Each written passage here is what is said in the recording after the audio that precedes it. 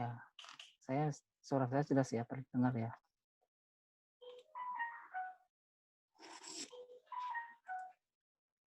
Artinya sudah join semua ya. Memang ada 25 atau sekitar 25 orang. Oke, sedikit pembahasan pretest ya. Pretest ini cukup banyak juga yang sudah mendapatkan nilai full ya. Yang tidak mendapatkan nilai full ya jangan berkecil hati, ini hanya tes pendahuluan atau pengantar Anda supaya Anda nanti ternyata perkiraan saya atau gambaran saya tentang suatu materi seperti ini, atau kadarnya seperti ini, atau banyaknya seperti ini ya. Nilai awalnya seperti ini ya. Nah, tapi ini saya rasa Anda mengerjakannya terlalu terburu-buru ya. Entah karena waktunya mepet atau Anda memang selalu terburu-buru ya. Jadi santai saja nih saat mengerjakan pretest atau post-test ataupun kerjaan yang lainnya, ya jangan terlalu terburu-buru nih ya. Jadi kebanyakan nilainya ya sekitar ini ya. Mungkin Anda juga bisa lihat sendiri dari tampilan sharing saya nih ya. Oke, hari ini kita akan membahas tentang activity diagram ya.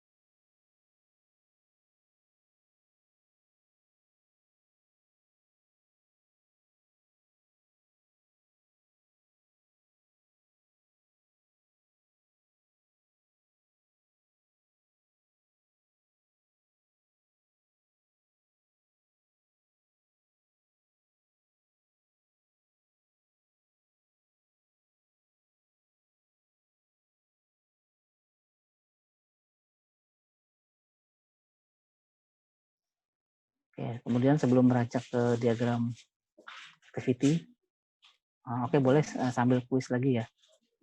Kita buka apa enak ya? Ya mungkin dengan pengenalan simbol dulu ya. Nanti yang bisa menjawab bisa langsung menjawab ya. Nanti dengan sebutkan nama dan NIM, nanti jawabannya apa. Kemudian kalau setelah menjelaskan jawabannya, Anda bisa tulis nama dan NIM di kolom chat. Ya, nanti akan dicatat dan direkap menjadi nilai keaktifan kelas. Pertama, simbol ini. Ya, simbol ini. Ada yang mau menjawab? Saya Pak. Halo Pak. Ya, halo Pak. Langsung nama dan NIM sebutkan. Nama saya Dani, NIM 116, itu namanya start point Pak, buat mulai aktivitas Pak. Ya, oke, start point untuk memulai activity. Oke, silakan tulis Oke. nama dan NIM ya. Start point ini Makasih, Pak. Start point ini harus dibuat untuk menandakan aktivitas Anda mulai. Ya, seperti flowchart, suatu aktivitas harus dimulai dalam suatu kegiatan atau activity. Oke. Lanjut ke ini. Simbol ini. Saya Pak. Ya. Itu namanya swimline, itu untuk mengelompokkan activity berdasarkan aktornya. Mengelompokkan activity berdasarkan aktornya atau peranannya ya. Kalau Iya, yang Pak. satu lagi yang seperti ini sekalian nih. Tahu nggak? Sama ya? Iya. Oke, silakan. Iya, Pak. Terus nama dan. Makasih, Pak. Ya. Jadi swimline itu ada dua jenis, ada vertikal, ada horizontal. Bedanya apa? Ya ini cara orang saja dalam menggambar. Mungkin ada yang senang secara vertikal, ada yang senang secara horizontal. Jadi kalau secara horizontal ya gunakan streamline horizontal, kalau vertikal gunakan streamline vertikal. Ya, jadi ini lambangnya sama. Jadi namanya swimline, swim itu berenang, ya swimming. Line itu garis renang. Jadi namanya garis renang. Jika Anda berenang di situ, mungkin lihat perlombaan berenang, ya tetap dari di jalurnya kan. Tidak mungkin perenang itu pindah-pindah ke swimline yang lain, gitu. Nah nanti di swimline itu akan fokus di activity yang dikerjakan oleh aktor yang di swimline kan itu. Ya, nanti kita lihat bagaimana proses kejadiannya. Tapi sudah benar nih, ini swimline tempat aktivitas-aktivitas yang dikerjakan oleh aktor atau suatu bagian. Kemudian ini saya ambil dari kata frog, ya, dari apa namanya simbol frog. Siapa? Fork, Pak. Ya, fork maksudnya. Sorry. Iya, iya. Gimana? Siapa namanya? Saya Rizal Farezi, Pak. Fork itu percabangan gitu, Pak. Jadi dari satu aktivitas dicabangin aktivitasnya di dua bersamaan. Jadi maksudnya cabang itu apa? Percabangan Beda dari dengan aktif. cabang. Ya. Iya, beda sama ini, Pak. Bentar. Kalau misalnya ini Beda fork dengan? tuh lebih kayak Ayo, kayak pelan-pelan fork tuh- ngomongnya, jangan terburu-buru ya. Iya, emang, Pak. Fork tuh percabangan Ditungguin. aktivitasnya, Pak. Jadi kegiatan yang dijalanin tuh berjalan secara paralel gitu, Pak. Dua aktivitas yang berjalannya. Ya, oke. Silakan terus nama Danim. Ya, baik, Pak. Makasih, Pak. Jadi ya, fork itu seperti namanya ya, garpu. Jadi jika ada suatu aktivitas akan berimbas ke dua aktivitas lagi atau menghasilkan dua aktivitas selanjutnya atau mungkin lebih atau 3 atau 4, gunakan fork. Ya. Jadi beda dengan decision, nanti kita tanya dengan kuis ya. Kemudian ini ya, lambang diamond kecil ini atau dinamai dengan decision. Ada yang mau coba? Siapa ini? Decision. Simbol decision. Saya, Pak. Ya, langsung. Jadi itu simbol untuk menggambarkan suatu kondisi di mana harus memilih suatu keputusan atau tindakan yang harus diambil dalam kondisi tertentu, Pak. Oke. Benar ya. Kita akan terus nama Danim. Ya, Pak. Makasih, Pak. Ya, satu lagi. Apa bedanya fork dengan decision? Ayo, siapa yang mau nih? Apa bedanya fork dengan decision?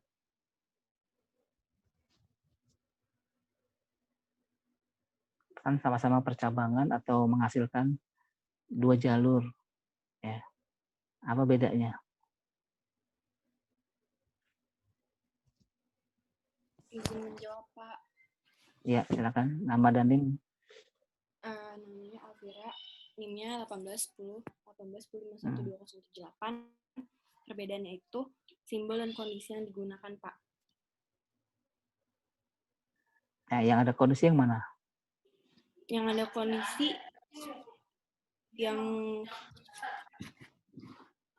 decision. Dua-duanya. Oh. Ayo, yang mana? Saya jadi bingung. Yang percabangan nih, Pak.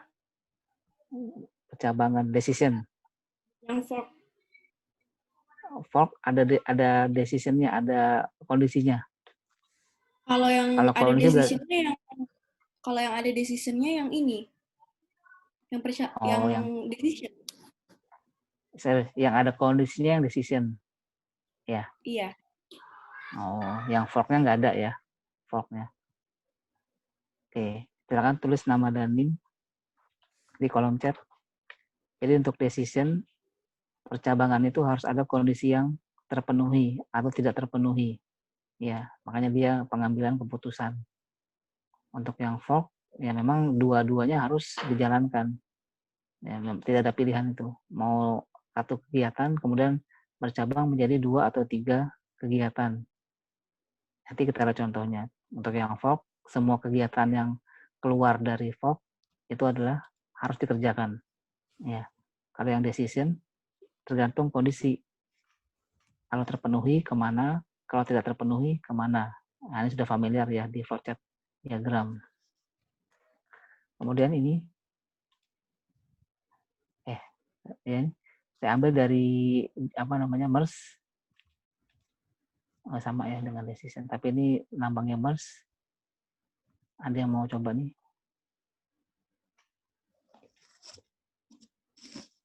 Mas? Saya, Pak.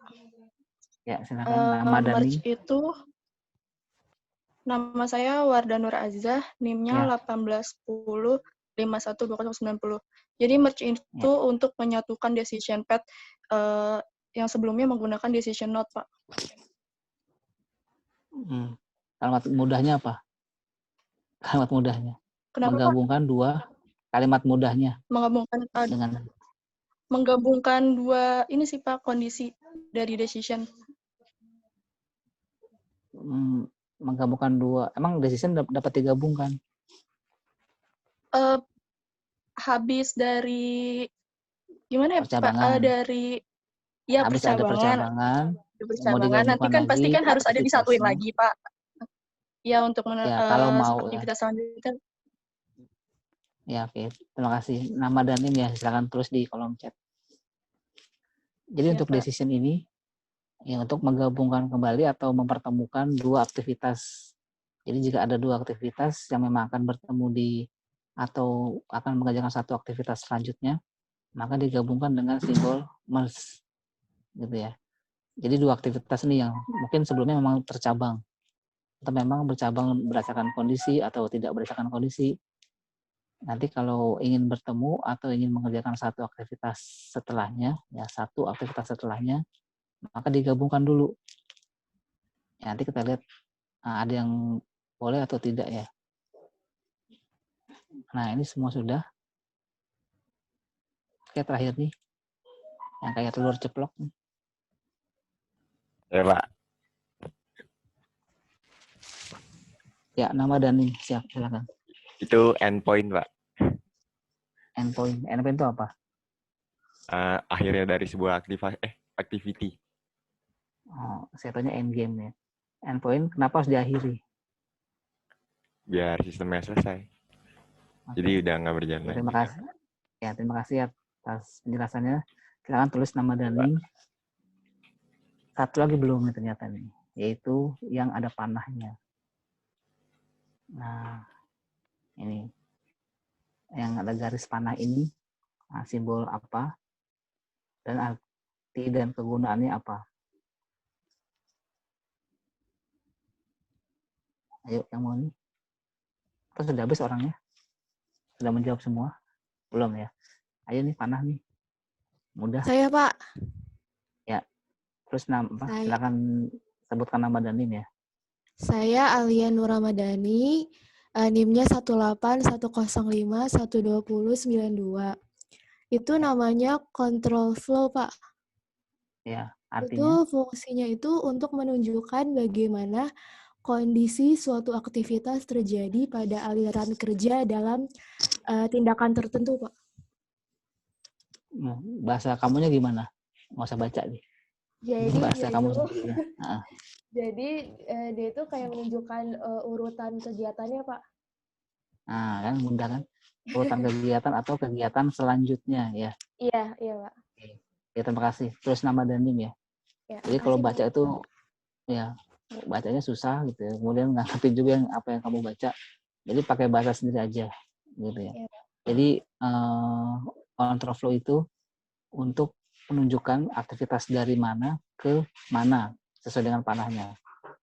Ya, kalau panahnya ke bawah berarti dari atas ke bawah, ke samping dari kiri ke kanan, tergantung panahnya menuju kemana. Ya, sama seperti flowchart itu kan juga ada panah. Nah, di activity diagram ini cuma ada panah satu, ya, tidak ada panah putus-putus. Ya. Kemudian ternyata satu lagi ada nih, ya. Nah, yang namanya action. Action 1, action 2. Ayo mau coba? Saya, Pak. Ini inti dari activity diagram. Oke, silakan. Nama dan Nama NIM-nya saya sebutkan dulu. Ahmad Salehudin, NIM-nya 94. Simbol itu namanya action. Fungsinya untuk menggambarkan activity yang dilakukan oleh aktor, Pak. Ya. Untuk menuliskan Menggambarkan activity. Ya, terima kasih. Ya. Terus nama dan NIM. Ya.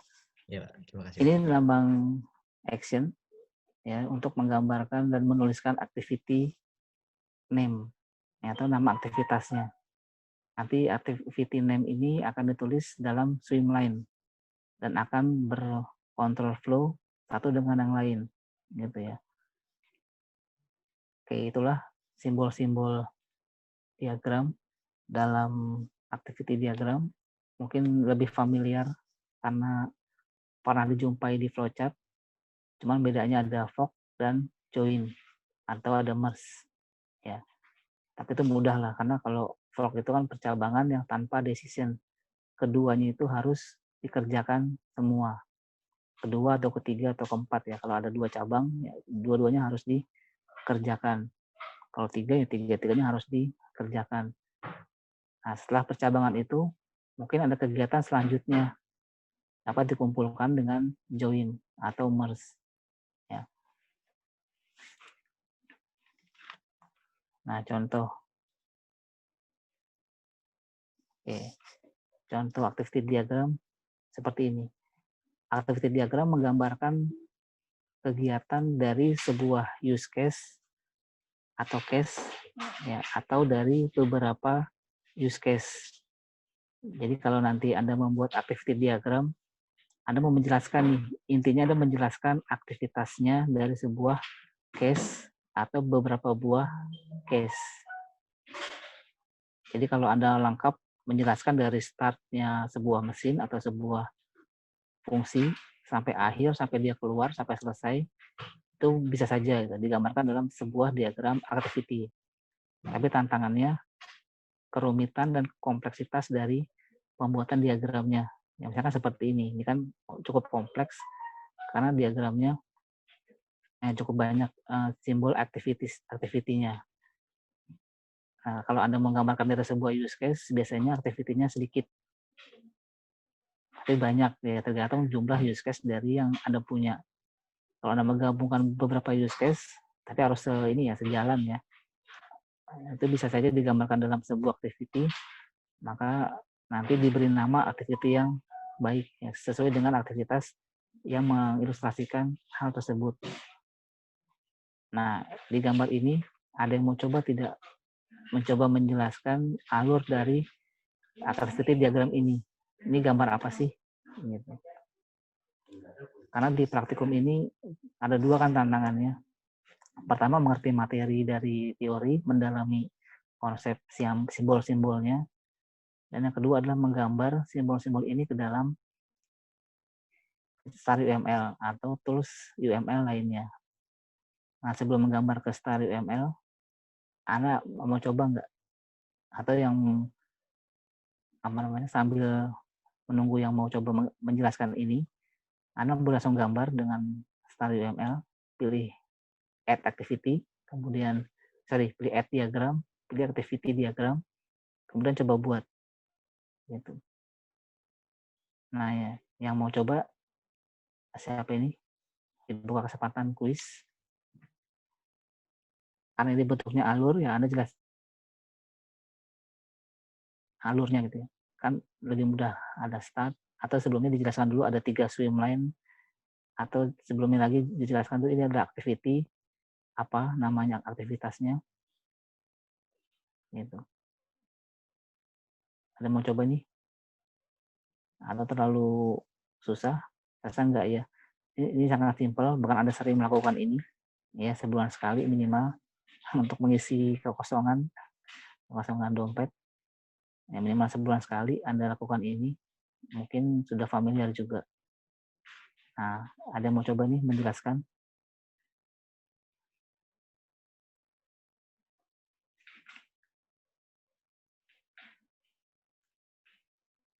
Tidak ada? Bingung? Dari label-labelnya sudah ini ya, sudah melukiskan fungsi dari aktivitasnya atau alur dari aktivitinya. Dan ternyata memang minimal lah sebulan sekali gitu. Mungkin ada yang seminggu sekali ya melakukan kegiatan aktivitas ini gitu. Ada yang mau coba?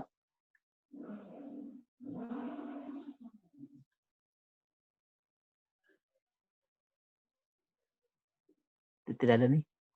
Oke, kalau tidak ada ya sudah saya jelaskan.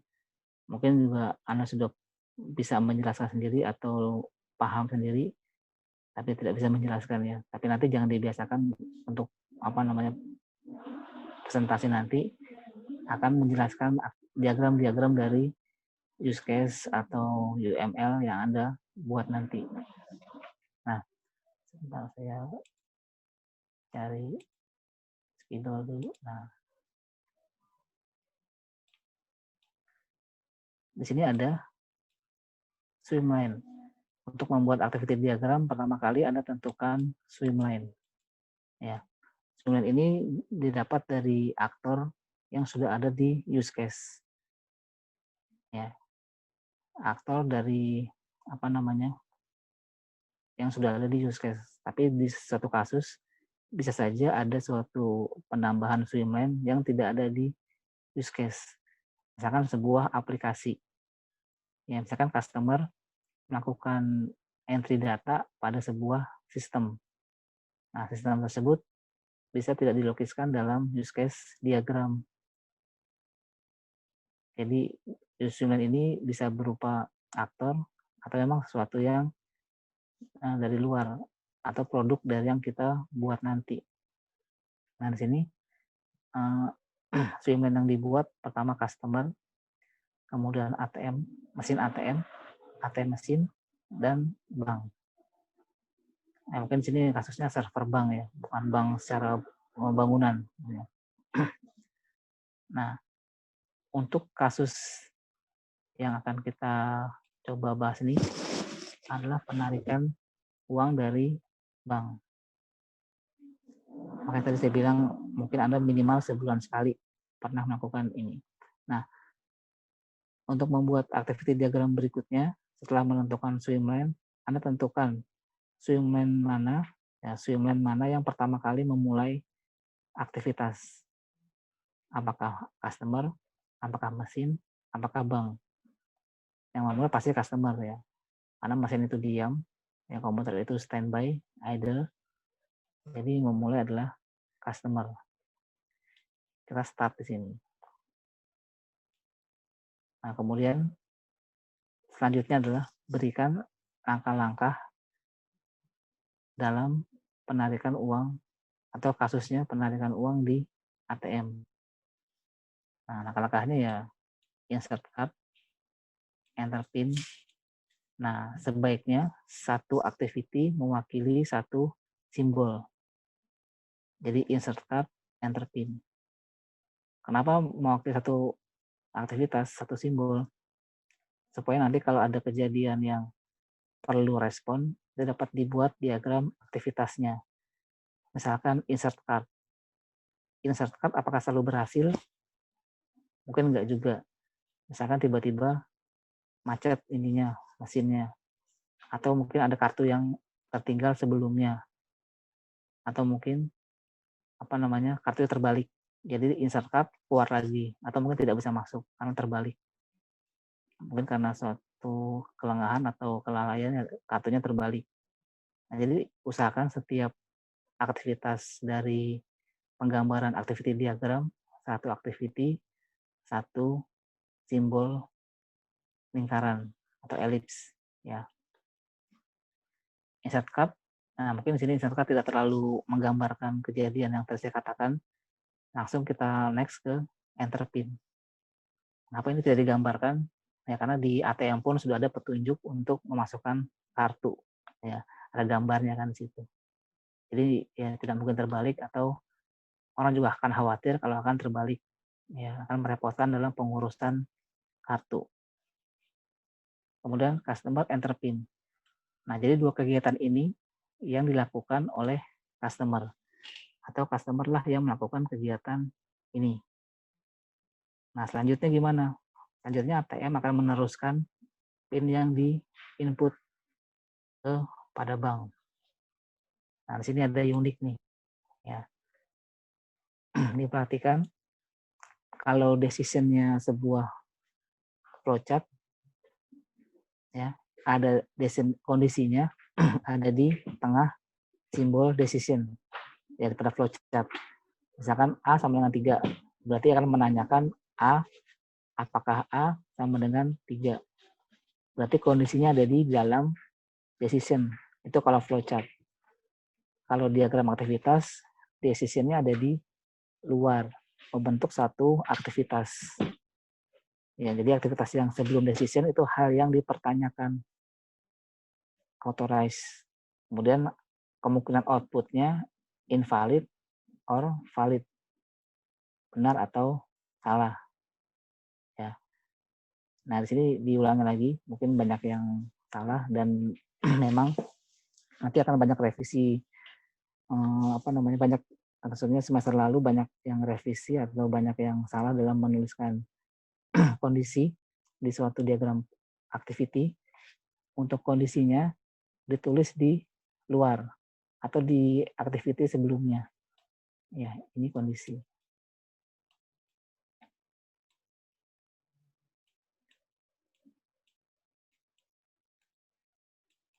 Nah, gitu. Ya, seperti itu ya kira-kira ya. Itu adalah kondisi. Authorize boleh memeriksa ya pokoknya bagaimana kondisi yang akan dijalani gitu ya. Kemudian menghasilkan 2. Nah, ini adalah decision. Kedua cabang ini tidak bisa dijalankan kedua-duanya, harus pilih. Ya, maka pilihannya valid or invalid. Jika valid gimana? Jika valid akan kembali ke customer dan customer akan diminta memasukkan jumlah yang mau ditarik, amount-nya berapa. Nah, kegiatan ini jangan disamakan dengan ATM yang sekarang dengan adanya menu-menu, itu terlalu kompleks. Ini ATM yang simpel saja dulu ya. Kalau dengan kompleks berarti Anda akan memunculkan menu dulu ya.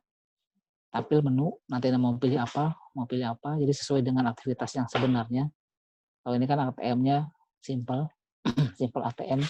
Begitu PIN valid, maka langsung diminta masukkan amount. Dan yang ini juga sebenarnya tidak valid ya. Memang di ATM pada umumnya begitu Anda masukkan PIN, langsung bisa sebenarnya memasukkan jumlah ya. Namanya kan penarikan cepat. Begitu ATM dan PIN sukses dimasukkan, langsung menekan sebuah value, sebuah nilai, sebuah amount, maka langsung keluar nilai uang yang akan Anda tarik. Nah, jika tadi salah, kita ganti warna dulu nih. Nah, akan ke lihat garisnya, jangan sampai kehilangan. Nah, akan ke sini.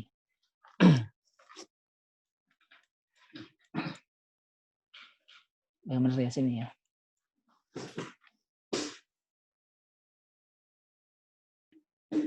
Akan ke sini. Nah, dalam sini nanti ada join atau merge yang nanti akan merecek card atau mengeluarkan kartu. Jika PIN salah, ya, di kasus ini akan mengeluarkan kartunya. Nah, kita kembali ke yang benar dulu ya. Jika benar, maka akan memasukkan jumlah amount. Setelah itu akan dilempar kembali ke server. Nah, apa yang dilakukan?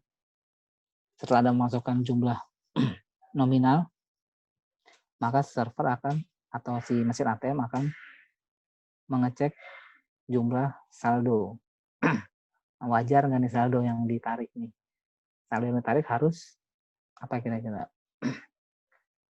Kurang dari amount atau lebih besar dari amount? Ya, balance-nya harus lebih besar dari amount atau saldo yang sisa dari tabungan Anda. Saldo tabungan harus lebih besar dari jumlah penarikan. Jika saldo akhir Anda kurang dari penarikan, ya sudah pasti Anda tidak dapat mengambil nominal tersebut. Nah, kalau tidak dulu ya. Kalau tidak, ini maka akan ke simbol atau ke decision dan akan menunjukkan, ke gabung ya, ke merge, akan ditunjukkan nominalnya. Oh ternyata saya mau mengambil 200.000, saldo saya tinggal 100.000. Nah tidak bisa diambil. Langsung eject card dan take card. Nah kalau benar atau jumlah saldonya lebih besar, maka lihat nih ya, kembali ke customer dan ada fork.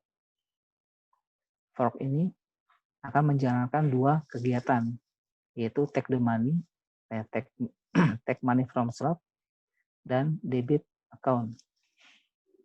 Nah, kedua kegiatan ini harus dilakukan bersama-sama. Ya.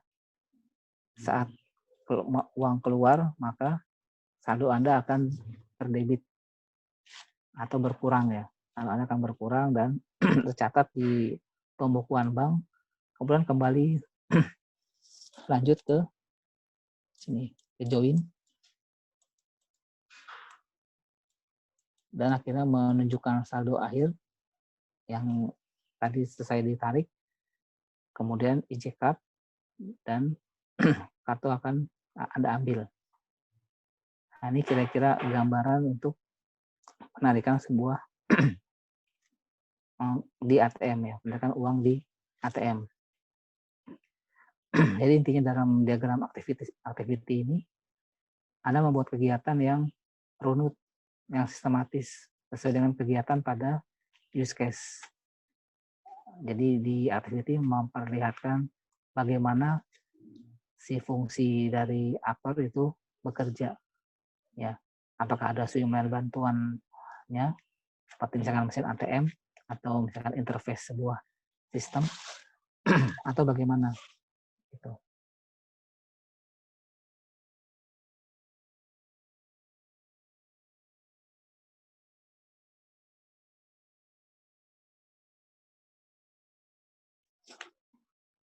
Nah, ini adalah contoh dari activity diagram.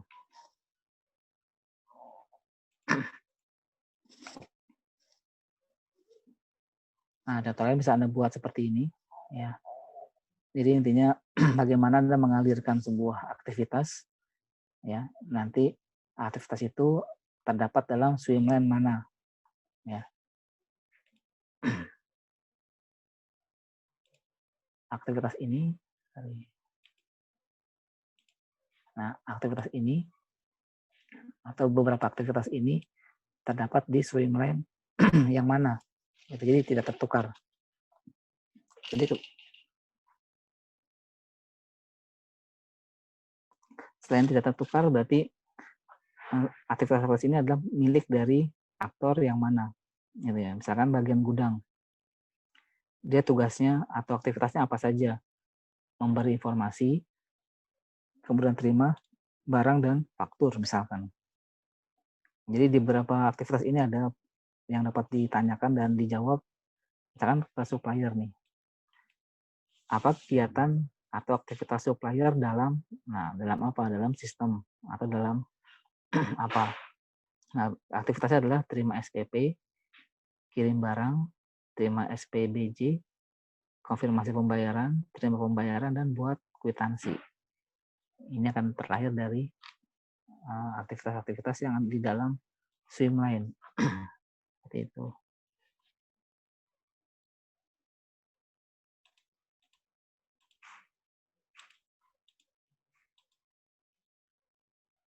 Ini contoh-contoh saja ya di PowerPoint saya ini. Nah, kita coba buat lagi aktivitas. Dalam menggambar activity, gimana ya? Untuk kebenaran atau tidaknya suatu aktivitas, Anda bisa runut sendiri gitu ya. Misalkan seperti tadi nih, di poin ini. Misalkan di ini. Setelah PIN selesai, kok langsung enter amount, Pak? Misalnya gitu ya. Kok langsung memasukkan jumlah kan sekarang ada menu dulu. Kan sekarang ada itu silakan gitu ya. Anda buat semirip mungkin seharusnya dengan use case atau dengan kejadian yang kegiatan aslinya dan yang sebenarnya gitu ya. Sedapat mungkin mirip seperti SOP atau kegiatan aktivitas yang akan dijalani nanti gitu ya. Jadi untuk mengecek kerunutannya ya sebenarnya Anda bisa sesuaikan dengan kebutuhan atau dengan kata lain ini sebenarnya tidak ada apa namanya suatu kebakuan. Ini loh use case atau ini loh diagram activity dalam penarikan uang yang sudah benar. Kalau tidak ikut ini salah. Nah, seperti diagram-diagram lain use case, nanti ada sequence atau ada diagram kelas, itu sebenarnya tidak ada kebakuan. Kalau tidak seperti ini salah. Gitu. Nah, yang pasti simbolnya harus dipetakan dengan benar. Itu saja dulu.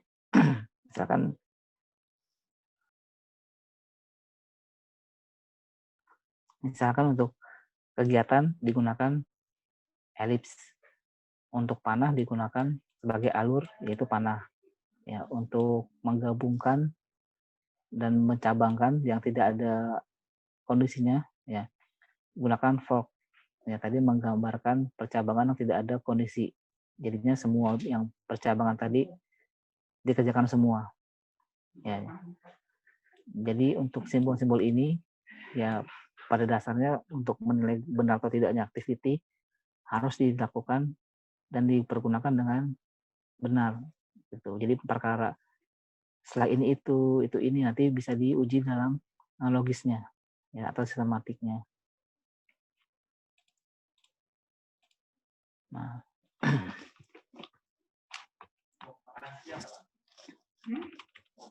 sebentar kita berpindah tampilan dulu. Atau ada pertanyaan dulu sebelum berpindah ke tampilan?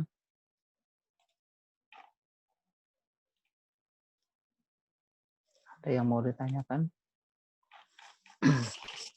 Nah, kemarin mohon maaf ya, ini link yang di forum ada yang terlupa atau tersetting, ada yang tertinggal settingannya. Jadi Anda belum bisa upload baru tadi ya, Anda baru upload. Tapi alhamdulillah sudah banyak yang mengisi dengan cepat ya. Tinggal kopas aja kan. Nah, di forum yang sebelumnya kelas C diminta membuat progres tugas kelompok. Ya. Nanti setelah ini forumnya akan dibuat progres untuk activity-nya. Gitu ya. Kan ini use case ini. Untuk use case-nya apakah sudah benar atau belum? Nah, coba kita lihat ya. Yang pertama, untuk Agung Prasetyo atau kelompoknya Agung Prasetyo, ini kemarin kan dijelaskan di apa namanya use case yang lain untuk menggambarkan use case dan penjelasan analisis aktor. Ini harus sama ya. Pembeli, misalkan aktor ada peran ya, aktor pembeli perannya ini. Ada berapa nih? 1, 2, 3, 4, 5, 6, 7, 8, 9. Ada 9. 1, 2, 3, 4, 5, 6. Ada 6 nih. Ya, di use case-nya untuk pembeli cuma ada 6 case. Tapi di kegiatan sininya ada 9 tadi ya. Mungkin ada yang tergabung atau enggak ya. Apa nih yang ada nih? Pembayaran. Oke, pembayaran di mana nih? Pembayaran. Pembeli di perannya dapat membayar, tapi di use case-nya tidak ada. Nah, nanti jangan sampai seperti ini. Jadi jangan sampai ada kegiatan di analisis yang terlupa digambar dalam use case. Ya kalau memang tidak ada ya, kalau memang tidak ada, perlu digambar di use case diagram. Tapi kalau pembayaran saya rasa penting nih ya, untuk digunakan dan dibuat di use case diagram. Bagaimana kalau pembayaran di luar sistem, Pak? Atau di luar sistem yang jual beli di konsep ini? Misalnya pembayaran dilakukan dari e-money atau melalui e-money. Nah, kan Anda sudah mengenal namanya boundary. Ya. Kita kembali ke apa namanya ini, star UML.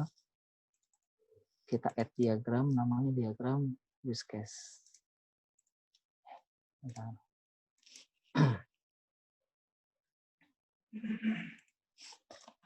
Taruh ya. Jadi Anda lihat ini aja lampu. Nah, di use case diagram ini kemarin ada kena namanya boundary. Mana dia boundary di sini?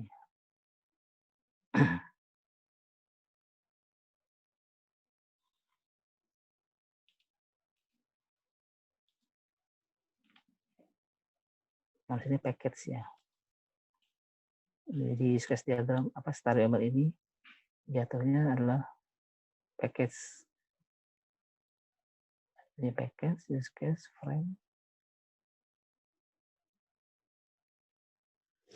Dipaketkan. Nah, misalkan ini adalah sistem yang bersangkutan namanya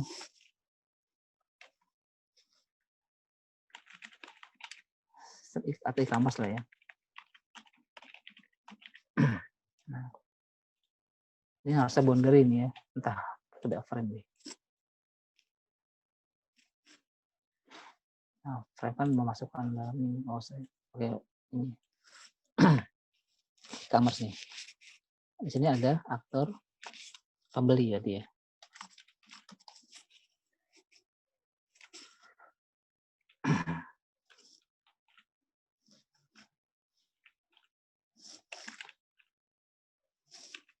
Oke, aktor pembeli. Nah, bagaimana pembayaran yang dilakukan di luar sistem? Ya, Anda cuma butuh namanya package. Nah, disebutkan ini metode pembayarannya atau via apa ya, misalkan e-money atau pembayaran elektronik ya. Ini maksudnya uang elektronik ya, bisa berupa transfer, bisa berupa apa namanya dari suatu ya e-money misalkan flash atau e-money sendiri ya. Bagaimana kegiatannya? Pembayaran ya, pembayaran di sini. Nah, karena memang aktivitasnya adalah pembayaran. Ini sedikit ini ya, apa namanya dari pembahasan diagram activity, tapi ternyata ini bahas adalah diagram use case. Nah, tarik garis jangan lupa asosiasi biasa ya, aktor dengan use case. Nah, nanti si apa namanya, bagaimana pengecekannya ya, tinggal buat saja di sini. Siapa tadi, penjual ya, penjual kan meriksanya di sistem e-money tersebut, berarti di sini adalah validasi. Validasi jangan lupa buat garis asosiasi antar aktor dan use case. Kemudian jangan lupa nih, ini kan ada hubungannya. Ya, kalau dia bayar tidak divalidasi kan nanti jadi kerusuhan atau terjadi percekcokan. Nah, ada dua aktor, ada dua use case nih. Berarti yang harus dibuat adalah exclude atau include. Yang mana ya, wajib ya. Bayar dulu baru divalidasi. Nah, ini contoh pembayaran yang dilakukan di luar sistem e-commerce atau sistem satu sistem aja lah ya. Kalau ada kegiatan yang di luar sistem, misalkan pengiriman barang, ya. Nah, kalau ada pengiriman barang mungkin tidak dilakukan oleh si sistem ini, tapi dilakukan oleh kurir yang Anda kenal ya, JNE, JNT, kurir. Siapa yang memproses pengiriman? Nah, kalau yang memproses pengiriman adalah penjual, berarti kurir taruh atas ya. Ini sekedar aja, nanti tata letaknya Anda bisa atur sendiri ya. Yang baiknya di mana. Kemudian apa use case-nya? Ya boleh pengiriman ya. Itu ini adalah. Nah, jadi untuk kegiatan yang memang di luar sistem, Anda tinggal gunakan boundary. Itu. Kalau mau dilanjutkan boleh, kurir kan mengirim, berarti penerima akan menerima. Kenapa perlu ada penerima dan menerima? Ya, karena memang sistemnya seperti itu. Kalau kurir sudah memberikan paket yang dikirimkan, nanti ada mekanismenya kan. Kalau Anda pernah tahu kurir itu mengetikkan di smartphone atau mengetikkan atau mencatatlah minimal data yang sudah dikirim, itu kan juga suatu kegiatan, suatu fungsi dan suatu peran. Nah, jangan lupa include-nya. Itu.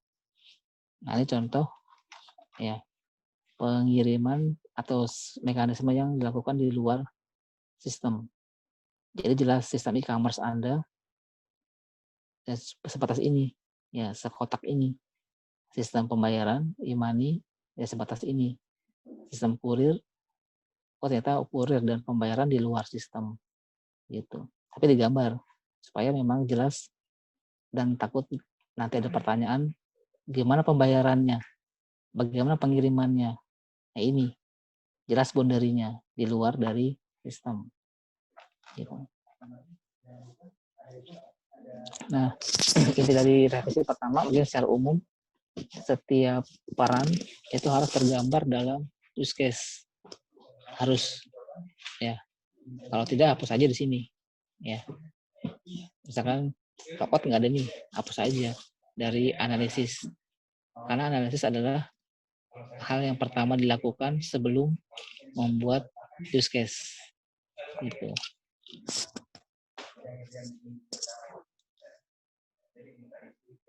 Nah ini coba ya. Ini mengisi daftar keinginan, kemudian melihat daftar keinginan. Ini kenapa extend? Coba dari kelompok ini ada nggak? Mungkin sedikit revisi-revisinya atau pembahasan sedikit. Siapa nih? Ada nggak kelompoknya? Nggak ada kelompoknya? Kalau nggak ada, nggak dibahas. Jadi extend dan include itu adalah hal yang harus atau tidak. Yang mudahnya kan seperti itu. Extend itu perluasan. Kalau mengisi daftar itu suatu perluasan yang dapat diluaskan maksudnya. Yang dapat diperluas dengan melihat daftar, ya silakan aja. Tapi ternyata kan melihat daftar keinginan itu tidak akan terjadi. Ya kalau tidak mengisi daftar. Dengan kata lain, penjual melihat daftar keinginan, apakah bisa selain mengisi itu? Apakah penjual dalam melihat daftar keinginan bisa dilakukan secara lain lagi selain dari mengisi daftar keinginan? Kan enggak kan? Dia ngisi dulu, baru melihat daftar keinginan. Itu hal yang wajib. Jadi dalam sebuah sistem tidak mungkin ada miracle. Nah, namanya melihat kan output ya. Melihat atau membaca berarti kan output. Mengisi berarti input. Jadi kalau tidak ada inputannya tapi bisa melihat, maka miracle. Siapa yang input gitu. Kebalikannya kalau tidak ada output tapi hanya masukan, itu ada black hole. Nah, seperti ini nih. Buat akun include login. Nanti sudah benar nih, buat akun dulu, kemudian baru bisa login. Berarti buat akun suatu keharusan. Ya, satu keharusan, kewajiban yang harus dilakukan oleh visitor sebelum masuk ke dalam sistem. Ya. Nah, pembeli membuat akun, penjual membuat akun. Oke.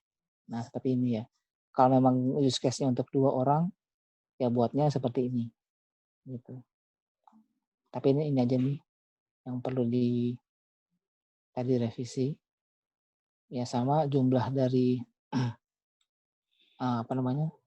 peran harus sama dengan jumlah use case.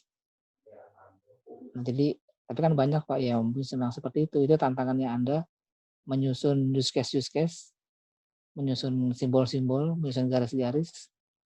Nah, memang seharusnya praktikum itu sekedar menggambar ya. Kalau kan sebenarnya teori ini lebih dalam. Misalkan Anda membuat use case seperti ini.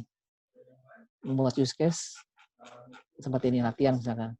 Jadi Anda latihan membuat use case dan menyusun kalimat-kalimat atau use case sehingga enak dilihat gitu. Nah, lanjut ke kelompok ini. Kelompoknya Dina, Aza, Estel, Putri, Ibrahim, ya, tentang technical support. Ini cukup baik nih alurnya, buat name, surname, buat pas. Oh, ini alur ya, nggak apa-apa. Nah, sebaiknya jangan aktivitas, karena ini Anda sedang menjelaskan diagram use case, berarti ini adalah peran atau fungsi, ya, belum aktivitas. Aktivitas kan sebuah single step atau single statement. Input username, input password, input email, itu adalah activity. Ya, atau ini jangan dibuat dulu di sini karena aktivitasnya belum ada gitu intinya.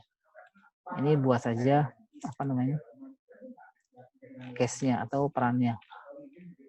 Gitu. Nah, ini sih kayaknya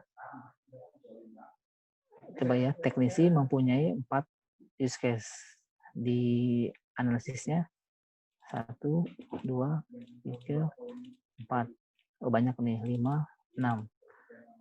Membuat laporan ada nggak? Ada, ya. Oke, maksudnya login ini kan sudah pernah ya.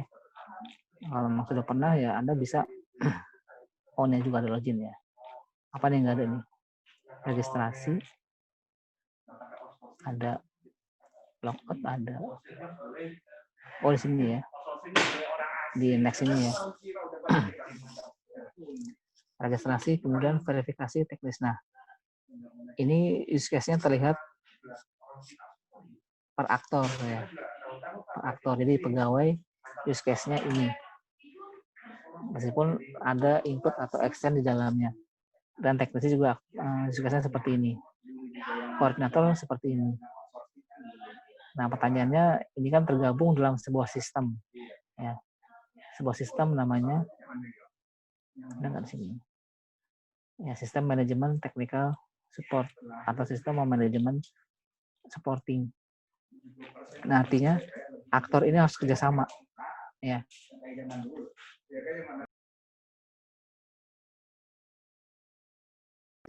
Ya, tiap-tiap aktor itu pasti bekerja sama. Diwujudkan dari include atau extend-nya kegiatan antar aktor. Jadi definisi sebuah sistem, kumpulan elemen-elemen, ini elemen-elemennya, sebuah use case ini adalah elemen, punya fungsi berbeda-beda, ya misalkan registrasi pegawai, ya fungsinya cuma meregistrasi, mencatat data pegawai. Kemudian ada elemen verifikasi, fungsinya memverifikasi pegawai. Ya, nanti outputnya seperti apa ya, pegawai yang sudah terverifikasi atau valid, atau datanya valid. Login adalah pemeriksaan dan pemberian hak akses bagi orang yang berhasil login. Nah, hubungan juga pegawai dan teknisi atau pegawai dan koordinator. Misalkan pegawai, registrasi pegawai, verifikasi. Nah, siapa yang melakukan verifikasi ini? Ya, siapa yang melakukan verifikasi? Apakah pegawai sendiri? Apakah aktor lain? Ya, pasti aktor lain. Ya. Tadi kan ada suatu gejala atau suatu fenomena dalam sistem yang disebut kecacatan dalam sistem. Output, tidak ada input, namanya miracle.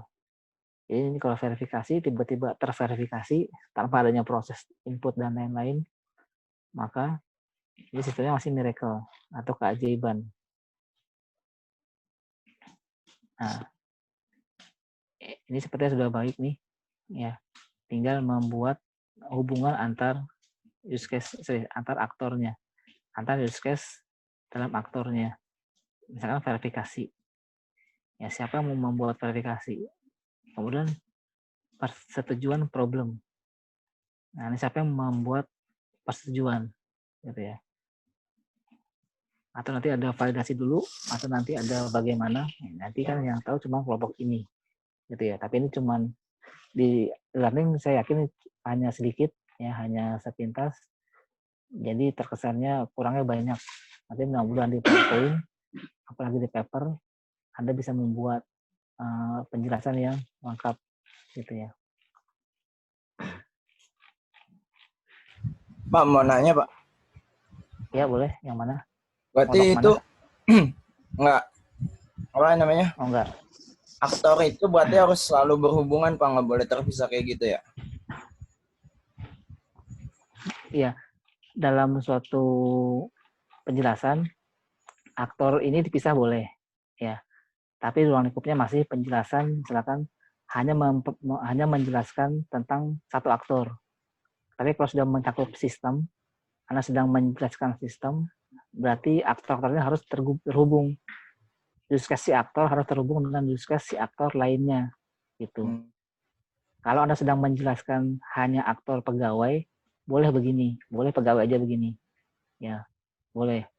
Tapi kalau sedang Anda menjelaskan sistem, aktor use case-nya harus terhubung antara aktor use case yang lain, gitu. Oh iya, Pak. Kan nanti kan tergantung bagaimana pembahasan dalam paper. Makanya tadi saya berpositive thinking, ini kan di e-learning, ya mungkin pembahasannya masih singkat dan Anda juga masih banyak karena memang ruang lingkupnya terbatas, jadi ya seperti ini hasilnya. Jadi nanti di paper atau di PowerPoint Anda gabungkan use case-nya secara umum aja langsung. Jadi yang dijelaskan adalah sistemnya, gitu ya. Oh. Boleh dimasukkan dulu penjelasan tiap-tiap aktor seperti ini nih, ya, misalkan aktor pegawai, use case-nya seperti ini. Aktor teknisi, use case-nya seperti ini. Terakhir, aktor sistem technical support, seperti ini sistemnya. Gitu. Jadi lebih terstruktur, ya. Penjelasan aktor, penjelasan pegawai, penjelasan teknisi itu tersendiri gitu. Itu lebih bagus lagi karena tulisan Anda akan terstruktur. Itu mendekati ya sistematika yang baik itu dalam penulisan materi sistem informasi. Gitu. Gimana? Oke, Ini Pak. tidak salah ya, tapi penjelasannya nanti di subbab mana kalau di penulisan. Kalau sedang menjelaskan aktor yang tidak apa-apa. Kalau menjelaskan sistem, sebaiknya menghubungkan antar use case aktor dengan aktor lainnya.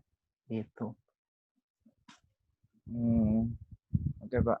Terima kasih, Pak. Ya begitu ya.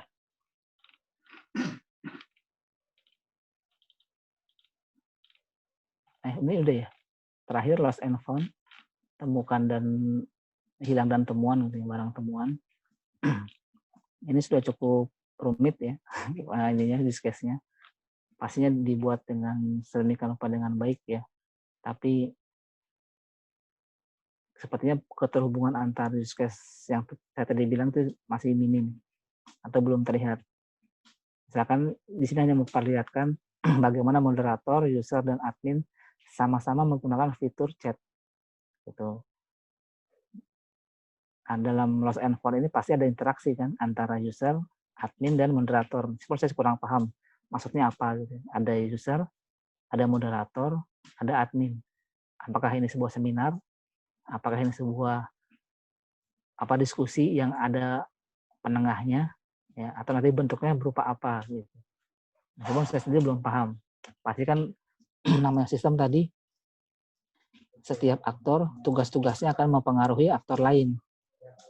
Yang seperti tadi misalkan, jika tugas aktor A tidak selesai, tugas aktor B pasti tidak selesai. Pasti ada seperti itu. Ada nama-nama kan namanya tungguan, menunggu. Nanti ada istilah tunggu-tungguan yaitu deadlock.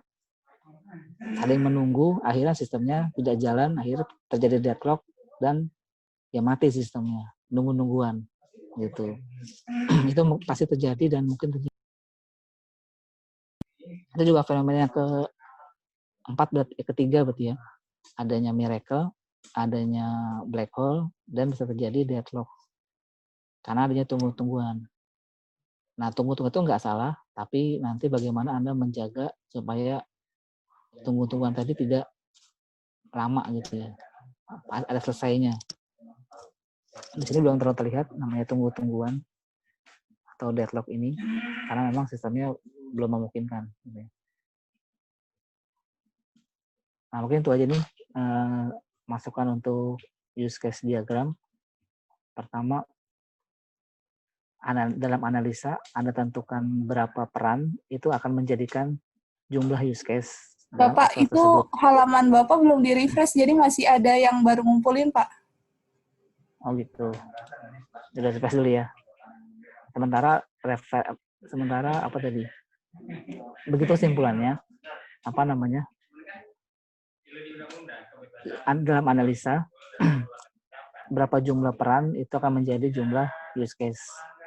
Nanti kalau Anda sudah membuat use case diagram seperti ini, dirasa ini kayaknya kebanyakan nih.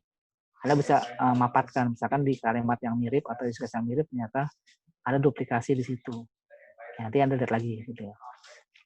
Nah, karena sudah ada yang baru, kita bahas sedikit dulu. Kelompoknya Yulma Selino, Radian, Orlen, dan Muhammad Rizky. Ini tentang peminjaman jadwal ya, jadwal peminjaman laboratorium. Oke, ini apa ya? Yang pertama ini. Nah, itu saya bikin alur ininya aja, Pak, biar apa? Secara Masuk umum lagi. ya. Oke, Itu ini kayak gambaran alur secara umum. ya, Pak, gambaran umumnya. Ya, ini gambaran umumnya, tapi ini tidak termasuk dalam use case, tidak termasuk dalam diagram UML ya. Mungkin nanti diagram activity, tapi nanti kita lihat ya. Ini secara saya lihat langsung sekilas ini bukan diagram UML. Nah, tapi secara umum nih dari penggambaran yang dibuat, kepala lab login dalam sistem dapat mengecek dan mengecek data peminjaman. Oke, peminjaman siswa, input data, kemudian isi form, lihat status. Yang mengaksesnya siapa nih? Kita lihat ya. Oh, ini nggak ada analisis nih. Oh, ada nih. Yang melakukan pengaksesan itu siapa di sini? Approval. Siapa yang melakukan approval? Kepala lab, Pak. Kepala lab. Oh, ini ya, memberikan approval atau menolak pinjaman dan melihat jadwal. Kita lihat di sini. Kepala lab memberikan izin. Kepala lab mengecek jadwal. Kepala lab login. Nah, ini sudah sesuai dengan apa yang ditulis. Tapi memang yang sebelumnya juga masih belum. Misalkan kepala lab memberi izin. Atau kepala lab mengecek jadwal. Ini dari mana ini? Pengecek jadwal ini. Atau memberi izin dapat data dari mana? Kok bisa beri izin? Misalkan saya izinkan Anda meminjam lab pada hari Selasa jam 7 sampai jam 10. Ruangnya ini, ruang A misalkan. Kok bisa dia memberi izin di ruang yang sedetail itu? Jam 10 di ruang A. Kemudian apa tadi? Ya tadi itu ya. Dari mana datanya? Apa itu tadi kayaknya ada kesalahan, soalnya dia kan kurang include, Pak. Ini kan ada dari mengisi form peminjaman, nanti aturan dari ini bisa dilihat, Pak, untuk pengecekan. Nah, ya nanti silakan diatur lagi. Seperti yang saya bilang tadi, mungkin ini e-learning jadi masih singkat atau masih ya pertama kali Anda membuat dalam rancangan sistem, ya hal seperti ini tidak masalah gitu ya. Jadi kalau yang jadi masalah kalau sudah mengumpulkan masih begini gitu. Nah, harapannya nanti buat seperti yang tadi aja.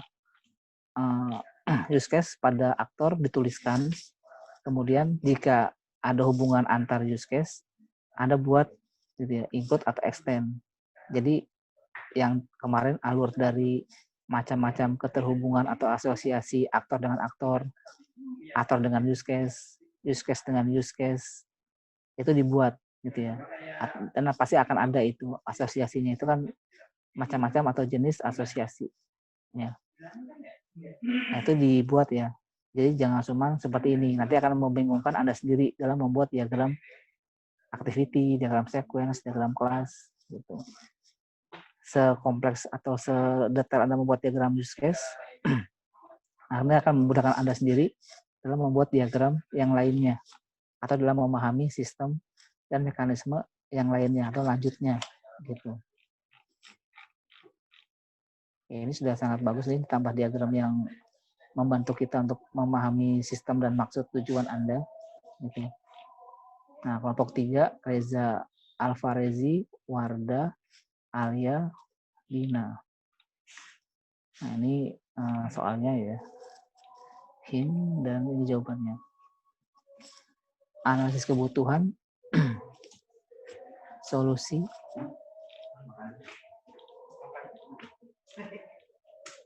aktor Nadia, admin, project manager, head SBU, ops, their finance. Ini pasti butuh ekstra nih, udah memahami kalimat-kalimat ini ya.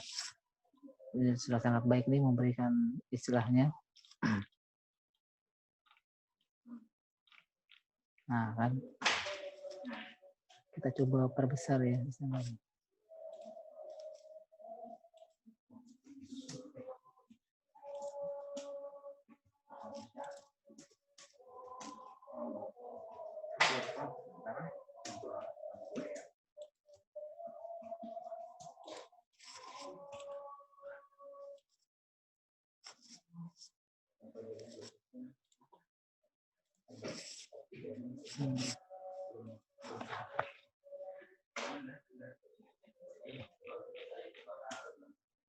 Nah,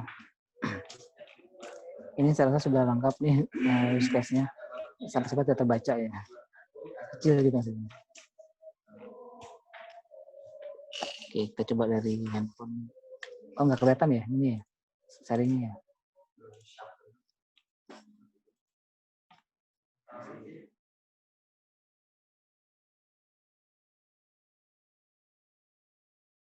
Dari handphone juga sama aja.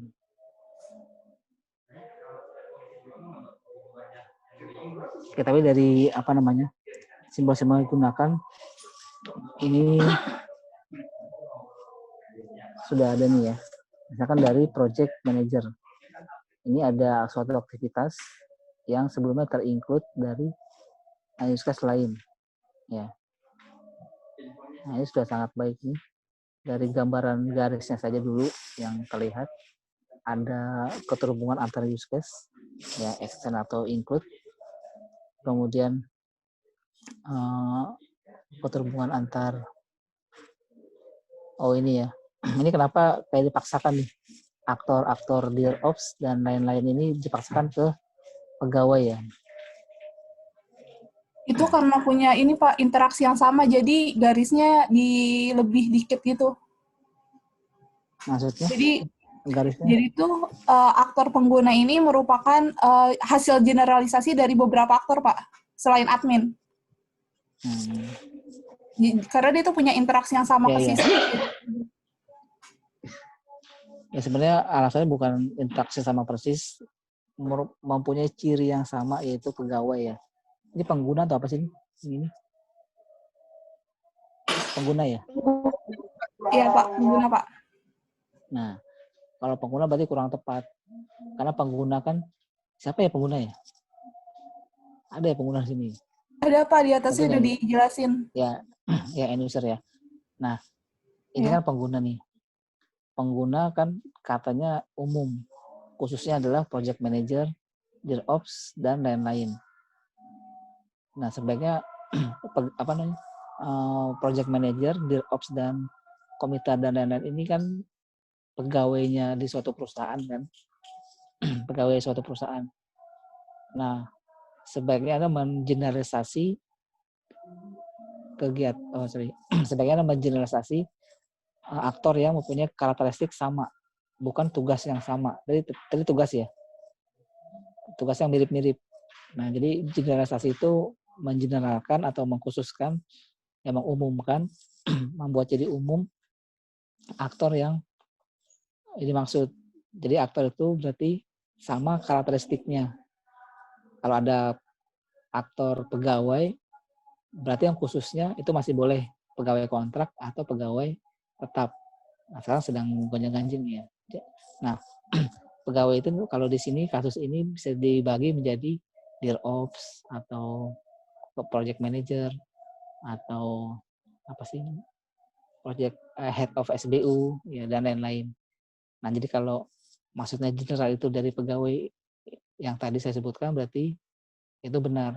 Jadi pegawai itu kan sebagai sebagai induk atau sebagai hal yang umum.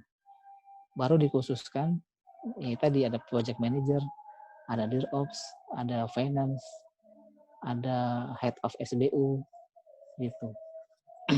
Ya ada project control. Ini kan semua adalah digeneralisasi dari aktor namanya pegawai. Nah ini udah benar nih, terdapat generalisasi antar aktor dengan 7 aktor khusus. Tapi aktor yang di generate-nya, jadi generalnya bukan pengguna, ya tapi pegawai. Ya, nah kayak saya tanya tadi, ini pengguna end user atau pengguna aplikasi. Kalau pengguna aplikasi masih benar, karena kan user kan, si user pengguna aplikasi ya bisa project manager, bisa dir finance, bisa dir ops, bisa dir yang lain. Ya, ini pengguna mana? Pengguna aplikasi ya, pegawai aja ya ganti ya. Iya Pak. Nah, jadi kalau pengguna sih sebenarnya nggak masalah. Tapi takutnya nanti, ini kan masalahnya ke manajemen proyek. Penggunanya ini akhirnya akan terambigu dengan pengguna yang sebenarnya. Sekarang ada proyek membuat aplikasi mobile. Penggunanya siswa. Nah, itu maksudnya. Siswa ini apakah masuk dalam sistem? Kan enggak kan? End user ini akan masuk dalam sistem. Ini enggak. Sebaiknya pegawai saja. Ya. Atau boleh pengguna pegawai gitu. Ya, si aktornya. Supaya tidak ambigu dengan pengguna si proyek yang akan dikerjakan. Ini sangat baik nih. Yang pasti butuh waktu yang cukup lama dan ekstra nih dalam membuat seperti ini. Ya sampai patah kelihatan. 3 hari, Pak. 3 hari. Ya, 3 hari tapi kan sampai malam kan. 3 malam. Iya Pak, sampai begadang. Karena kelihatan ya, ini maaf ini ya. Diagram yang tadi dengan diagram yang sebelumnya kan kelihatan gitu. Nih. Karena memang keterbatasan di e-learning jadinya tidak bisa ditampilkan dengan baik gitu ya. Jadi nanti di paper atau di PowerPoint Anda bisa sempurnakan desainnya. Nah, tantangan seorang sistem informasi adalah membuat sistem yang sistematis dan tergambar dengan baik juga. Jadi sesuai apa yang ditulis di deskripsi, apa yang digambarkan, apa yang nanti Anda presentasikan itu akan sama. Ya, sama seperti sidang ya. Jadi apa yang Anda ungkapkan, Anda jelaskan, sama di buku skripsinya, sama di PowerPoint-nya itu akan sama. Bagaimana kalau beda? Kalau beda kan dipertanyakan. Ya kalau itu sebuah presentasi untuk project, kesuksesan projectnya akan dipertanyakan dan menurun. Ya, atau ada kemungkinan batal atau cancel. Karena nggak jelas nih, omongannya A tapi tulisannya B. Takutnya mau nipu gitu. Nah, itu yang bahayanya seperti itu. Karena dianggap nanti negatifnya kemana-mana gitu. Nah, ini ada generalnya. Nah, ini pengguna. Oh, ini maksudnya pengguna user si aplikasi ya. Jadi, diganti saja pegawai pengguna atau pengguna pegawai gitu. Nah, ini sudah lengkap dengan gambarannya. Ya. Tapi saya nggak kebaca ya. Mohon maaf saya nggak kebaca karena kecil. Mungkin kalau serius kebaca, tapi kita sekelas aja, takutnya waktunya habis. Oke, ini udah ya tentang kelompok ini, sudah baik sekali dalam menggambarkan. Kemudian dengan kelompok selanjutnya, Siti Husnul, Maharyani, tentang sekolah berkebutuhan khusus. Belum ada yang monitoring, masih sistem manual, kesalahan. Oke, admin, guru, orang tua. Oke, ini sudah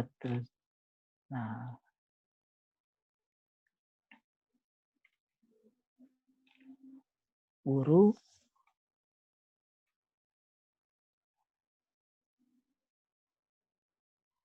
admin. Ini admin dengan guru ini belum ada hubungan nih ya.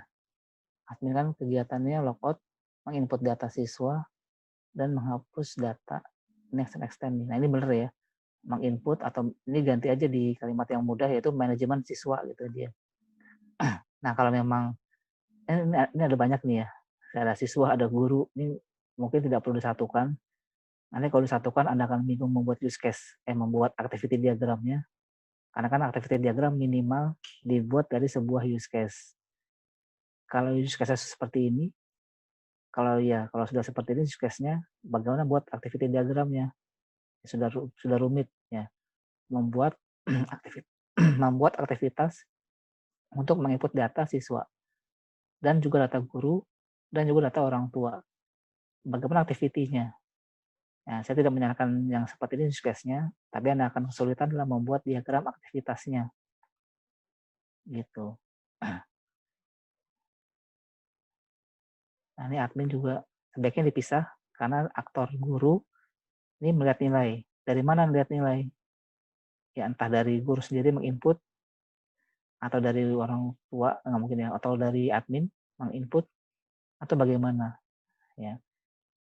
Nah, ini terlalu mepet nih kayaknya nih gambarannya, terlalu ke tengah ya. Jadi aktor use case pada admin di satu garisnya, nih satu garis. Gitu. Sebaiknya memang melebar saja. Jadi aktor admin agak ke kanan gitu ya, jauh ke kanan. Mungkin karena memang ini learning lagi-lagi ya, Anda kan sudah tahu kotaknya kan seperti ini. Jadi dibuatnya vertikal. Nanti ini aja, buatnya horizontal aja. Ya. Jadi guru, admin agak jauh gitu supaya nanti include extend-nya terlihat gitu. Nah, ini sudah ada gambaran ilustrasinya. Oke, itu saja nih ya. Untuk use case rata-rata secara umum sama nih. Masih kurang dalam keterhubungan antar use case ya. Atau dengan use case sudah baik, tinggal beberapa mungkin ketinggalan saja ya. Ada yang ketinggalan di analisis. Misalkan tadi ada manajemen apa yang dianalisis ada, tapi di use case-nya nggak ada. Ya, mungkin ketinggalan aja. Atau bingung, karena kebanyakan use case-nya. Ya nggak masalah. Jadi Anda tinggal biasakan membuat use case yang banyak case-nya, bagaimana mengatur garisnya. Nah, ini buktinya nih. Nah, ini ya. Ini kan banyak use case-nya. Jangan bingung. Kalau aktor banyak use case-nya, gambar aja. Gambar dulu, nanti kalau udah jadi, Anda periksa lagi. Kalau masih bisa digabung atau dieliminasi, ya udah nggak masalah. Kalau tidak, ya memang segitu use case-nya. Ya, memang segini. Gitu. Ada pertanyaan? Ada yang mau tanyakan? Saya stop dulu. Pak, saya ingin Ya. bertanya, Pak. Ya. Sebenarnya saya bingung, Pak, kalau misalkan kondisinya generalisasi gitu, Pak, menentukan aktor utamanya itu bagaimana ya, Pak? Soalnya kan saya yang saya pernah tahu tuh aktor utama itu ditaruhnya di sebelah kiri paling atas. Seperti itu, Pak. Oh, bukan begitu. Generalisasi dan yang dimaksud itu asosiasi generalisasi antar aktor itu tidak pengaruh aktor utama. Aktor utama juga bisa ada generalisasi atau inheritance. Udah dapat mata kuliah PBO belum? Pemrograman berorientasi objek. Sudah, Pak. Nah, konsepnya seperti itu. Ya, misalkan ada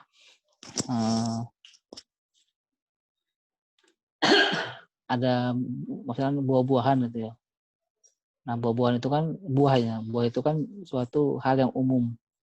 Nah, khususnya itu bisa nama buahnya. Nah, semangka, bisa melon, jambu.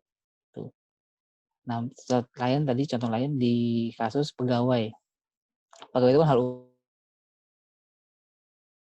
khusus, dapat dikhususkan secara umum juga ada pegawai kontrak, dan ada pegawai tetap. Gitu. Jadi pegawai tetap kan, tadi saya kasih ini ya, ilustrasi.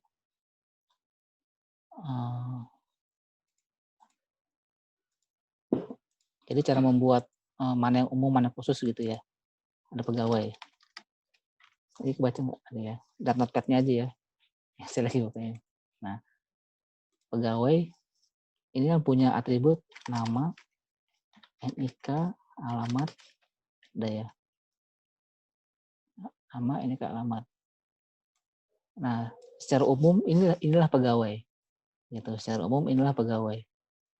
Tapi secara khusus yang inheritance diturunkan menjadi 2. Pegawai tetap, pegawai kontrak. Ini aja dulu ya. Kan nanti kalau di ops dan lain-lain itu bisa menyusul ya, atau bisa menyesuaikan. Nah, pegawai tetap, pegawai kontrak, apakah punya nama? Punya nama nggak? Iya punya nama ya. Apakah punya NIK? Punya. Apakah punya alamat? Punya. Jadi hal yang dipunyai kedua pegawai akan dimasukkan dalam aktor pegawai. Hal yang sama nih, yang umum. Tapi yang khusus apa? Yang khusus gapok. Mungkin tunjangan. Jabatan. Kalau kontrak, hal khususnya misalkan upah atau lembur atau misalkan udah. Nah, pegawai tetap punya gapok. Pegawai kontrak punya upah. Ini beda nih. Hal khusus gitu. Tapi mereka sama-sama punya nama. Itu di sini. Nah, ini adalah generalisasi secara umum atau generalisasi lah namanya. Nah, kalau digambarkan di use case diagramnya, kita punya 3 aktor. Ini kebalik ya. Ini generalisasi di sini S. Meleset. Nah, nggak lepas.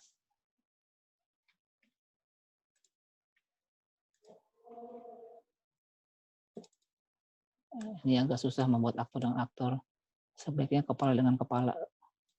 Nah, ya, ini gambar generalisasi atau keterhubungan aktor dengan aktor yang sifatnya generalisasi. Ini tadi pegawai. Kurang I. Kemudian kontrak tetap. Gitu. Nah, gini. Kalau memang pegawai kontrak ini lebih lebih jadi aktor utama, ya tinggal begini aja. Nah, kan nggak masalah. Ya, di sini use case-nya nih. Gitu. Misalkan Anda buat aplikasi untuk pegawai kontrak. Nah, gini aja. Gitu. Kan nggak harus seperti tadi ya. Ini di atas menunjukkan hal yang umum. Tapi selama garisnya benar, mau di bawah, mau di samping, mau di kiri atau kanan, ya tetap pegawai kontrak akan mengeneral ke pegawai. Ini contoh ininya apa namanya? Kalau update data atau atributnya ya. Ini. Gimana? Ada lagi Pak. pertanyaan? Makasih, Pak. Jadi hal yang umum, pegawai punya nama dan semua pegawai punya nama, punya NIK, punya alamat. Tapi ada yang tidak dipunyai oleh sebagian pegawai. Nanti dikelompokkan lagi, gitu ya. Dikelompokkan lagi misalkan pegawai tetap, pegawai honorer atau pegawai DIROPS atau posisi jabatannya gitu. Masih ada yang tidak dipunyai gitu. Nah, ada lagi pertanyaan untuk use case. Jadi kita agak terbalik nih ya. Saat menjelaskan diagram activity, kita menjelaskan detail tentang diagram use case karena sudah ada kasusnya. Nah, minggu depan berdasarkan use case yang telah Anda revisi, sebaiknya telah direvisi karena takut lupa. Ya misalkan tadi, nah ini takut lupa misalkan, ini sebaiknya direvisi nih, tapi Anda nggak revisi, lanjut ke diagram aktivitas, nanti ke bawah ke presentasi, akhirnya belum direvisi. Jadi nilainya masih kurang. Nah, sebaiknya ini dari use case yang telah direvisi, Anda buat diagram aktivitas. Saya minta minimal 4 diagram aktivitas. Yang mana Pak? Terserah. Nah, sebaiknya memilih diagram aktivitas di tempat fungsi aktor yang utama atau atau fungsi yang penting. Misalkan dalam proyek kontrol, yang penting yang mana? Oh, manajemen anggaran, Pak. Ya udah silakan buat aktivitas untuk anggarannya. Bagaimana validasi, bagaimana pengajuan, bagaimana ACC-nya gitu. Itu satu. Bikin 2 lagi kan 3 tadi 4 ya saya minta 4 diagram aktivitas. Pilih berdasarkan case-case yang menurut Anda yang utama gitu. Pilih berdasarkan case, bukan aktor tadi ya. Pilih berdasarkan case yang utama. Nah, yang gampang kelihatan yang ini ya tadi, yang simple use case-nya. Misalkan ini. Ada 1, 2, 3, 4, 5, 6, 7. Ada 7 use case. Nah, Anda cukup buat 4 diagram activity dari 4 use case. Nah, dari ini ke 7 use case mana yang penting? Login menurut saya nggak penting. Karena kan semua orang tahu login adalah masukkan data, validasi. Itu sebaiknya dihindari. Karena login sudah tahu. Nah, yang belum tahu adalah misalkan pengecekan jadwal. Atau memberi izin. Mengatur jadwal, membuat laporan. Jadi nih, mengecek jadwal, membuat laporan, mengatur jadwal, dan memberi izin.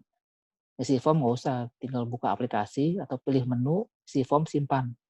Jadi aktivitasnya hampir tidak perlu dijelaskan. Sebaiknya dijelaskan kalau dalam hal yang benar, dijelaskan semua seharusnya, tapi dalam kasus penulisan ilmiah atau penulisan laporan tidak perlu semua, cukup yang penting-penting saja atau yang utama dalam peranannya. Gitu. Nanti akan dibuatkan forum lagi, ya nanti akan diminta memasukkan data dan hasilnya di sini di forum seperti ini. Jadi minggu depan akan dibahas, gitu. Jadi setelah semua materi habis, bisa presentasi atau ya nanti tergantung. Kalau masih banyak perbaikan atau banyak pertanyaan ya dibahas sekali lagi ya buat nanti ada presentasi gitu. Ada pertanyaan?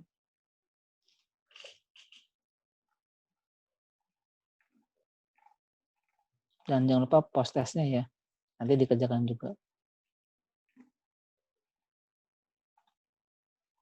Ada yang mau tanyakan lagi?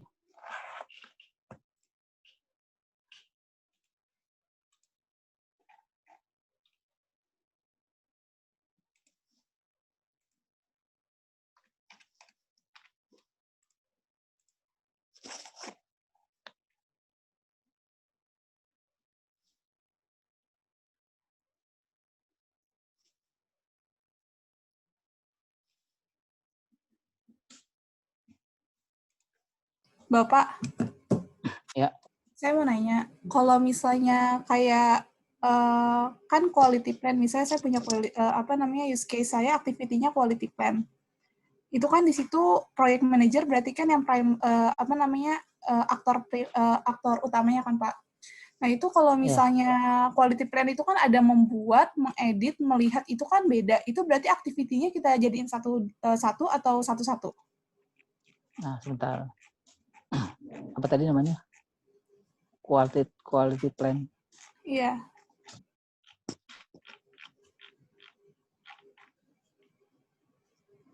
Di situ kan prosesnya ada membuat quality plan, melihat, mengedit, sama memverifikasi, Pak. Iya. Nah, itu. Ya, setiap ada, ya sebaiknya memang dibuat tergantung use case-nya nih. Ya, lihat use case dulu deh. Di sebelah mana ya?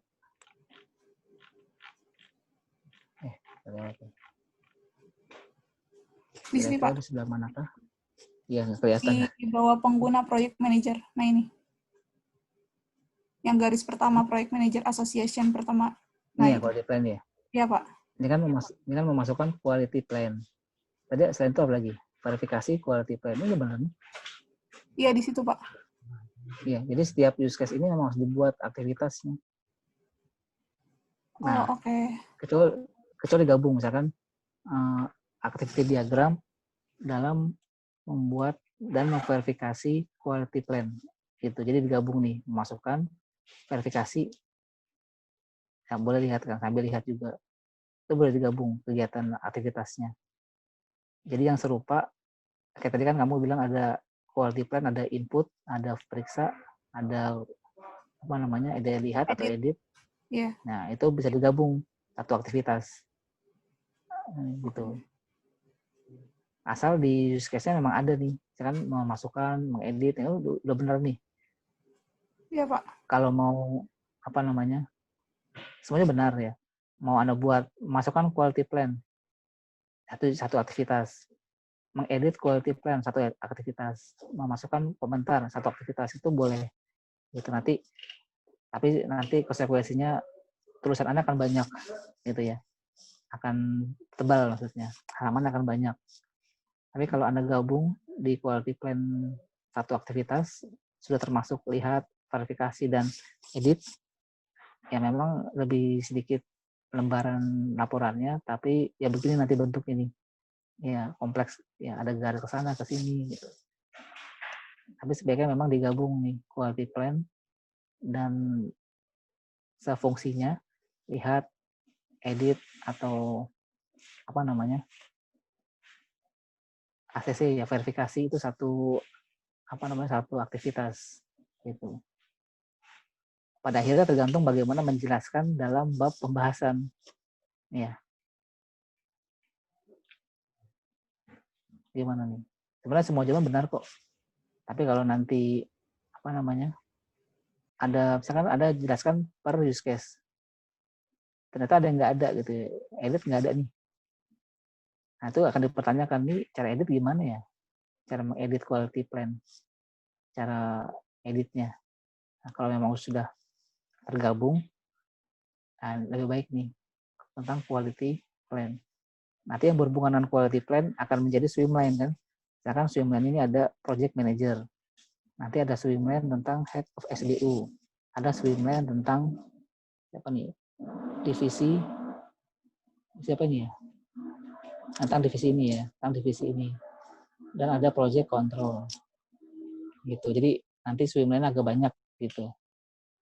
Nanti tinggal lihat kamu kuatnya yang mana. Kalau dibagi juga boleh, misalkan memasukkan dan memeriksa. Itu boleh dibuat aktivitas. Dua use case.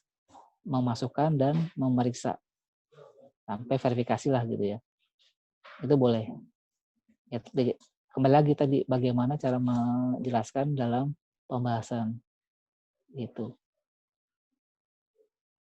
Tapi boleh nggak Pak? Kan diminta 4 aktivitas. Saya buatnya memasukkan quality satu aktivitas, memasukkan quality plan, memverifikasi quality plan, yang kedua melihat quality plan sama edit, yang ketiga yang lain gitu. Nah sebaiknya kalau memang sudah quality plan, yang lain lagi gitu ya. Jadi misalkan yang pertama membuat quality plan sama edit sama verifikasi, udah itu aja, itu kan penting tuh verifikasi. Kalau edit dan lihat kayaknya ya udahlah, bisa dilihat kok dengan cara klik menu, nanti tinggal lihat. Nah, jadi satu aktivitas Anda memasukkan quality plan dan memverifikasi. Karena di verifikasi ada kata-kata memasukkan komentar. Ya. Ini yang penting nih, komentar dalam quality plan. Apa namanya? Komentar atau masukan atau ini adalah validasinya, ini verifikasinya. Itu satu aktivitas. Yang kedua yang lain, misalkan RAB gitu. Yang ketiga perkembangan proyek. Yang keempat apalagi nih, monitoring misalkan, sama kayak dengan ini ya, perkembangan ya. Yang keempat misalkan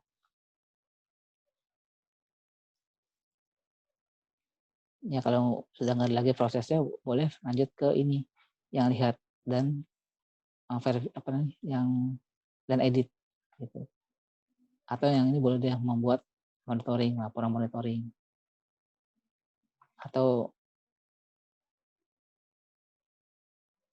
ini dia membuat monitoring nih. Jadi ada 4 gitu ya. Jadi buat 4 yang penting, yang utama aja lah gitu ya. Yang lain-lainnya nggak usah logout, itu nggak usah ada buat. Jadi percuma Anda buat logout, tapi nanti judul sistemnya ini. Sayang pembacaannya kalau membaca ini, tapi yang disajikan adalah logout. Di sistem lain juga logout banyak kok. di sistem jual beli, atau di sistem resep masakan, di sistem siakat, sistem apa, pasti ada logout. Jadi nggak usah digambarkan logoutnya. Gitu. Ada lagi pertanyaan? Makasih Pak. Ya. Nah, kemarin saya baru menerbitkan buku ini tentang pembelajaran atau pemerancangan e-tutor, tapi ada nilai bisnisnya. Ini bisa jadi apa namanya? Gambar Anda dalam menyusun tugas akhir, bagaimana membuat perancangan, analisis, perancangan, desain modeling, dan menyusun dalam sebuah apa namanya? Tulisan gitu. Nah, ini cover bukunya. Ini promosi ya, jelas ini promosi. Saya tekankan. Nah, jadi kalau Anda yang berminat, ini sedang ada promo karena memang baru terbit. Ini aja saya copy ini. Nanti Anda bisa buka ini di browser Anda dan pelajari sinopsisnya. Ini bisa digunakan untuk membuat dan mempelajari bagaimana membuat use case, bagaimana membuat activity, dan menyajikan dalam tulisan gitu ya. Saya chat saja ini chatnya mana. Jadi harga spesial yang dimaksud adalah berbeda dengan harga yang ada di penerbit gitu ya. Ada diskon lah kalau yang sini gitu maksudnya. Jadi kalau berminat silakan nih membeli buku saya gitu ya untuk mempelajari bagaimana perancangan sebuah sistem. Kasusnya e-tutor. Ya. Karena ini buku, maka kemasannya adalah strategi bisnis karena memang ada nilai bisnisnya. Gitu yang Anda pelajari cukup perancangan sistemnya aja. Boleh kalau nanti mau merambah ke bisnis juga boleh. Gitu. Oke, itu dulu materi activity diagram. Ya, kita kemana-mana di pembahasannya. Ada pertanyaan?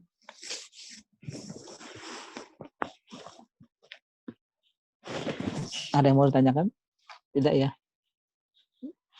Nanti jangan lupa post test dan tugas forumnya. Nah, tugas forum tidak perlu ditunggu-tunggu linknya seperti kemarin mungkin terlewat. Anda kerjakan dulu saja. Nanti kalau sudah siap kan tinggal kopas, gitu ya. Yang pasti saya beritahu untuk forum, Anda diminta membuat 4 diagram aktivitas berdasarkan use case diagram yang sebelumnya Anda buat. Ya, 4 diagram aktivitas itu Anda pilih dari use case atau beberapa use case yang berhubungan. Yang pastinya merupakan utama dari sistem yang Anda buat. Gitu. Oke, ada pertanyaan sebelum diakhiri?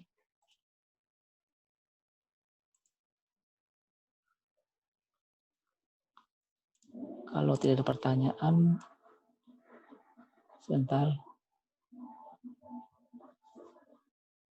Mungkin di e-learning nggak bisa nih.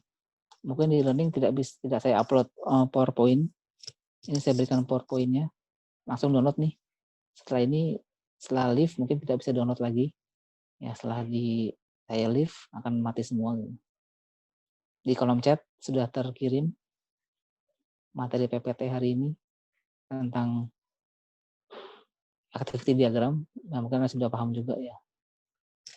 Nanti sekedar materi PowerPoint-nya. Ya. Silakan download dulu sebelum diakhiri. Ada pertanyaan?